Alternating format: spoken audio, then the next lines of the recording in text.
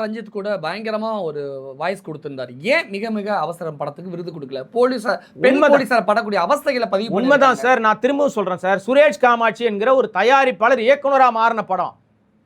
அந்த படம் பேசின அரசியல் மிக மிக நுட்பமான அரசியல்.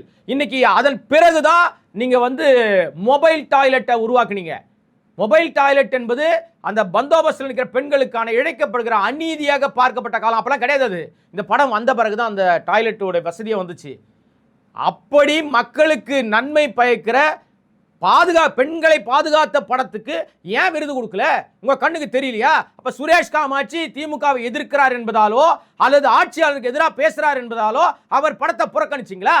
அவரை ஓரம் கட்டினீங்களா? உங்க நோக்கம் என்ன? அவர் யாருக்கு ஆதரவானவர்? அவரை கலைஞரா பார்க்கலையா நீங்க? எந்த அடிப்படையில சண்டைக்காரி கொடுத்தீங்க சார்? அது கலைப்படமா இருந்துட்டு போட்டோம் சார். அதை விட கேவலமான படமா மிக மிக அவசரம். அப்ப என்ன நோக்கம் உங்களுக்கு? இதை ஏற்கவே முடியாது. இதுல மிகப்பெரிய லாபி நடந்திருக்கு.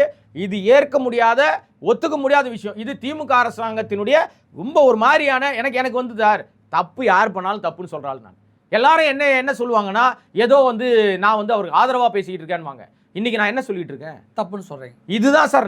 நான் ஜேர்னலிஸ்டா பேசுறேன். பத்திரிகையாளனாக என்னுடைய குறைகளை எங்க இருக்கோ அது யார் பண்ணாலும் தப்புன்னு சொல்றோம்.